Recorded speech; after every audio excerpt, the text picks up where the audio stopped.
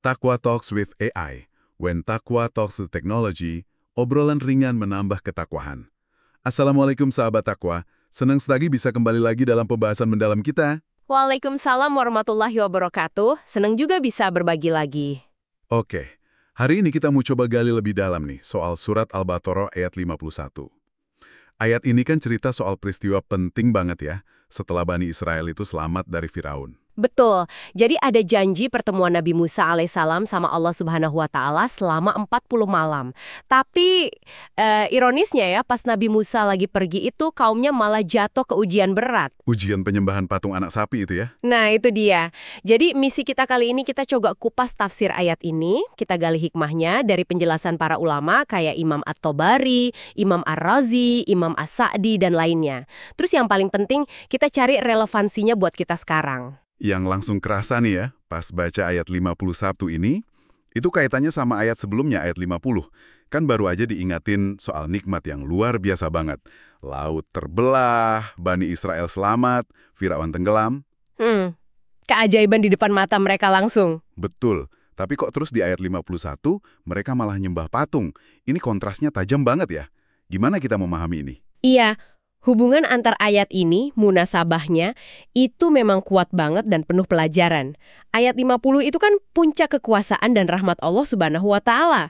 Terus ayat 51 langsung nunjukin, betapa rapuhnya manusia kalau diuji. Padahal baru dapat nikmat gede banget ya. Justru itu, para ahli tafsir kayak Al-Wahidi atau Al-Jazairi menjelaskan gini, setelah bebas dari Mesir, itu Bani Israel ini kayak baru merdeka. Mereka tuh butuh banget pegangan, aturan hidup, kitab suci buat panduan. Oke. Jadi itu konteksnya kenapa Nabi Musa dipanggil Allah ya?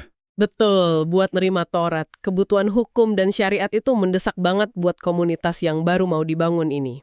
Baik. Nah, kita lihat awal ayatnya, wa idh wa'adna Musa arba'ina lailah, atau ada juga yang baca wa'adna. Dan ingatlah ketika kami berjanji kepada Musa selama 40 malam. Ini ada beda bacaan ya, wa'adna sama wa'adna. Ada beda makna juga nggak? Tepat sekali. Perbedaan kiroat ini dibahas luas ya sama ulama tafsir, termasuk At-Tabari, Abu Hayyan, Ibnu Atiyah. Ini ada sedikit nuansa makna yang beda. Kalau dibaca wa'adna tanpa alif, itu penekanannya ke janji dari Allah Subhanahu wa taala saja ke Nabi Musa. Inisiatifnya dari Allah. Oh, jadi murni janji dari Allah gitu ya? Betul. Nah, kalau bacaan wa'adna pakai alif panjang setelah waw, itu ada isyarat mu'adah, semacam perjanjian timbal balik. Jadi Allah janji kasih Taurat, Nabi Musa janji buat datang ke tempat perjanjian, Mikot, di Bukit Tur. Oh, jadi ada komitmen dari dua pihak ya? Bisa dibilang gitu. Ada juga sih yang menafsirkan bentuk fa'ala di wa'adna itu cuma buat penekanan aja, takkid, biar lebih kuat maknanya. Intinya ada komitmen penting di situ. Oke. Terus soal durasi 40 malam itu sendiri, gimana penjelasannya? Nah, mayoritas ulama tafsir biasanya merujuk ke penjelasan yang lebih detail di surat Al-A'raf ayat 142. Intinya ini masa Nabi Musa pisah dari kaumnya buat nerima wahyu.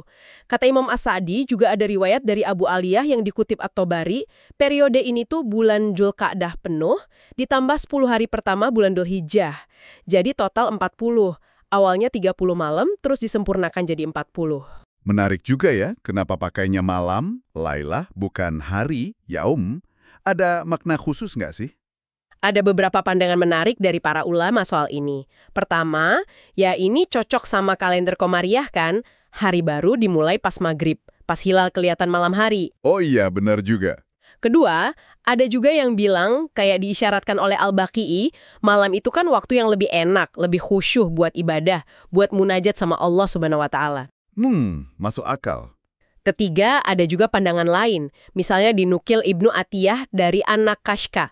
Penyebutan malam ini bisa jadi nunjukin kalau Nabi Musa alaihi salam itu puasanya penuh, siang dan malam selama 40 hari itu.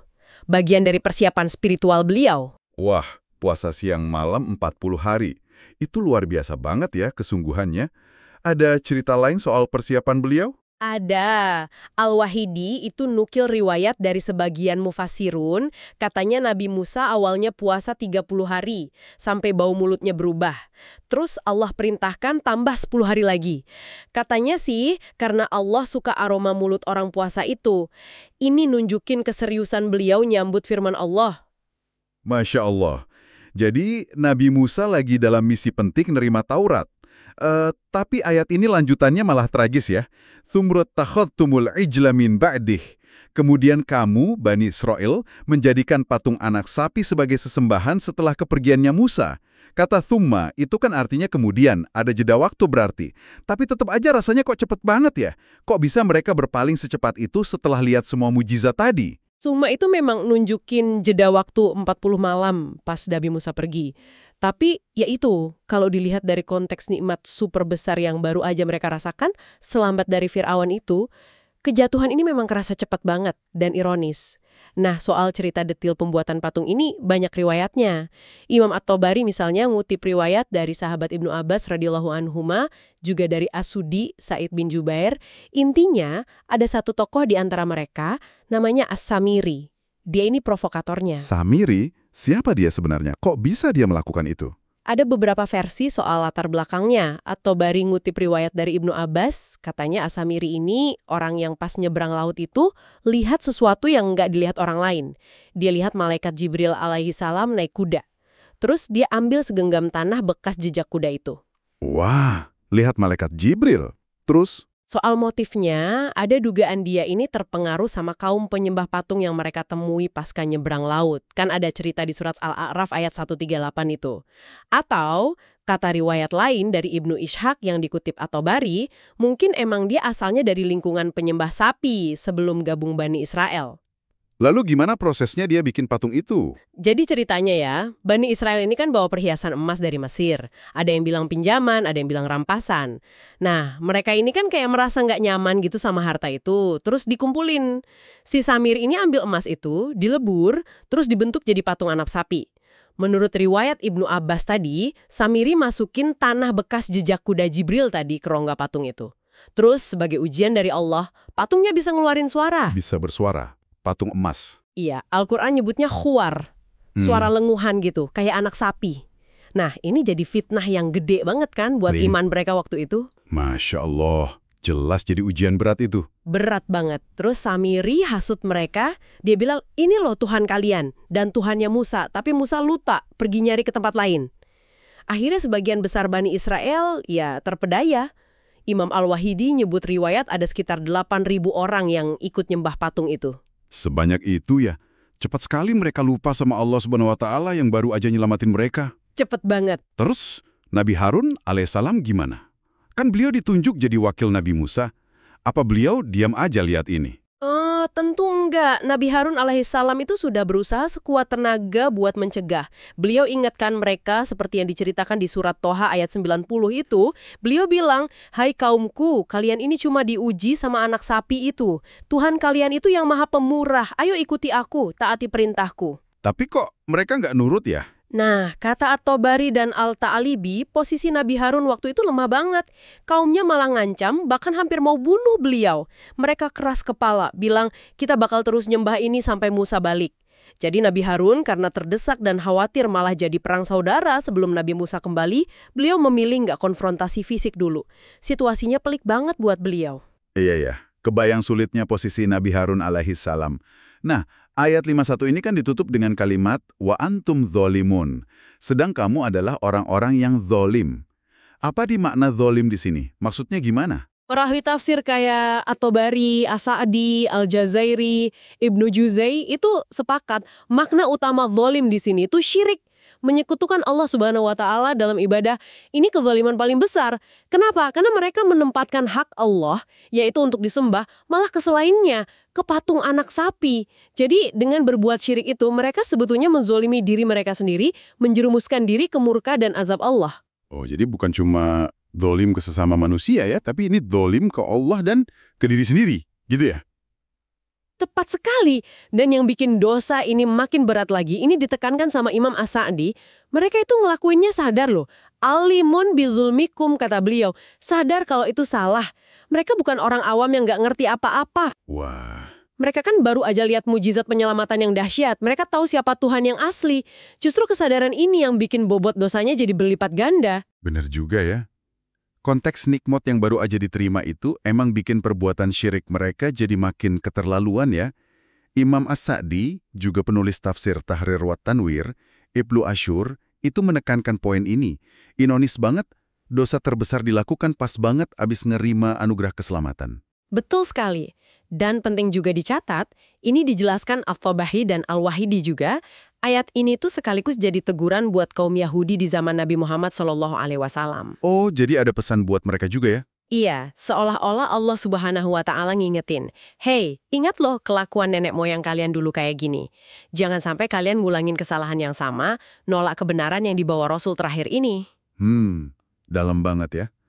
Kisah ini meskipun udah lama banget terjadi, rasanya pelajarannya banyak banget ya buat kita sekarang.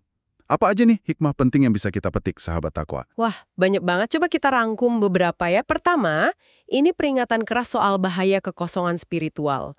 Bahaya kalau kita jauh dari ilmu agama yang benar.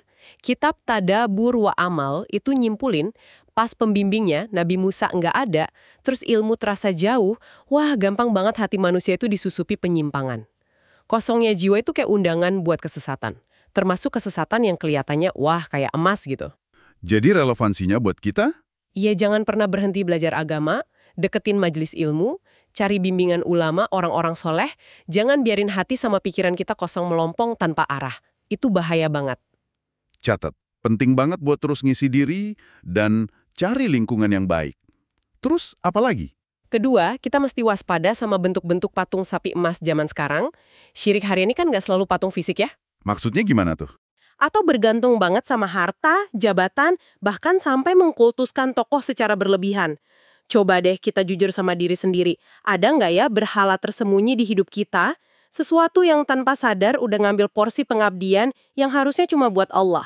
Wah, ini pertanyaan buat refleksi kita semua ya. Dalam banget. Oke, pelajaran ketiga. Ketiga, sadar kalau ujian Allah Subhanahu wa Ta'ala itu nggak cuma pas susah, tapi juga pas senang, pas lapang, pas dapat nikmat. Penyelamatan dari Fir'aun kan nikmat luar biasa tuh di ayat 50. Justru abis itu langsung datang ujian berat di ayat 51. Oh iya ya. Nah, ini ngajarin kita buat selalu waspada dan syukur dalam kondisi apapun. Jangan sampai pas dikasih enak, kita malah lupa diri, malah keenakan, terus berpaling dari Allah. Oke, waspada saat nikmat. Dan yang terakhir nih, kayaknya ini yang paling bikin adem ya. Nah, ini dia. Pelajaran keempat ini soal luasnya rahmat dan ampunan Allah Subhanahu wa Ta'ala. Lautan maafnya itu nggak ada batasnya. Meskipun dosa syirik Bani Israel ini gede banget, serem banget, tapi coba lihat ayat setelahnya. Ayat 52. Thumma afauna ankum mim ba'di dzalika la'allakum tashkurun. Kemudian sesudah itu kami maafkan kesalahanmu agar kamu bersyukur. Masya Allah. Ini ditekankan banyak mufasir, Al-Jazairi, As-Sa'di, penulis Tahrir wa Tanwir, juga di Tadabur wa Amal. Allah itu maha pengampun. Jadi bahkan setelah dosa paling gede, syirik, pintu maaf masih kebuka lebar ya? Masih. Meskipun kita tahu ya, dari ayat 54, syarat tobat mereka waktu itu super berat. Disuruh saling bunuh sebagai bukti tobat. Ini nunjukin betapa seriusnya dosa syirik di mata Allah. Tapi coba bandingkan sama kemudahan taubat yang Allah kasih buat umat Nabi Muhammad SAW. Kayak disebut di poin amal di Tadabur wa Amal, buat kita cukup taubat nasuha. Nyesal banget, berhenti maksiat, niat kuat nggak ngulangin lagi, terus banyakin istighfar. Jauh lebih ringan ya. Jauh. Ini rahmat yang luar biasa gedenya. Makanya jangan pernah putus asa dari rahmat Allah. Segelap apapun masa lalu kita, ayo cepat balik ke Allah, taubat yang tulus. Alhamdulillah. Benar-benar melegakan ini. Dan ujung dari pengampunan itu apa tadi? Nah, perhatiin ujung ayat 52. La'allakum tashkurun, agar kamu bersyukur. Ini tujuan utama ampunan Allah. Rasa syukur karena dosa kita diampuni, inilah yang harusnya jadi benzin utama kita buat makin taat. Kata para ulama kayak Al-Jazairi, Ar-Razi, Abu Hayyan, Tahrir wa Tanwir, Syukur sejati itu bukan cuma ngucap Alhamdulillah, tapi dibuktiin dengan amal ketaatan. Jadi ada aksi nyatanya ya. Betul. Ada saran praktis nih dari Tadabbur wa Amal. Coba deh luangkan waktu, ingat-ingat lagi, catat nikmat Allah yang sering kita lupain. Terutama nikmat diselamatin dari bahaya, dari kesesatan, atau nikmat diampuni dosa. Nah, terus wujudkan syukur itu lewat lisan, hati, dan perbuatan nyata. Pembahasan yang kaya banget maknanya ya hari ini. Jadi sahabat takwa, inti pelajaran dari surat Al-Baqarah ayat 51 ini kayak dua sisi mata uang ya. Di satu sisi, kita diingatin betapa dekatnya kita sama jurang penyimpangan, bahkan habis dapat nikmat gede, kalau kita jauh dari cahaya petunjuk dan ilmu. Godaan patung sapi emas modern, itu selalu ada. Selalu mengintai. Tapi di sisi lain, ayat ini juga ngasih harapan seluas-luasnya soal rahmat dan ampunan Allah yang selalu ada buat siapa aja yang mau balik, mau tobat sungguh-sungguh, dan mau mensyukuri karunia-Nya. Nah, sebagai penutup nih ya, mungkin ada baiknya kita bawa pulang satu pertanyaan buat direnungkan masing-masing. Coba deh kita lihat diri kita, keluarga kita, lingkungan kita sekarang. Ada nggak ya bentuk-bentuk patung sapi emas yang mungkin lagi kita sembah, sadar atau nggak sadar? Hal-hal apa aja sih yang sering banget bikin fokus ibadah dan tawakal kita jadi geser dari Allah Subhanahu wa Ta'ala? Apalagi pas kita lagi ngerasa jauh dari bimbingan, atau pas ujian senang maupun susah datang silih berganti. Terus, yang paling penting, gimana caranya kita bisa bangun benteng buat diri kita dan orang sekitar kita, biar nggak gampang kepleset sama godaan-godaan itu. Pertanyaan yang penting banget buat kita renungkan ya sahabat takwa. Semoga obrolan kita kali ini ada manfaatnya, nambah dekat kita sama Allah Subhanahu wa Ta'ala. Jangan pernah capek ya buat terus tadabbur Al-Quran, karena di dalamnya ada petunjuk hidup. Terima kasih banyak sudah menyimak. Sama-sama, terima kasih juga. Takwa Talks with AI, when Takwa talks to technology. Obrolan ringan menambah ketakwaan. Wassalamualaikum warahmatullahi wabarakatuh.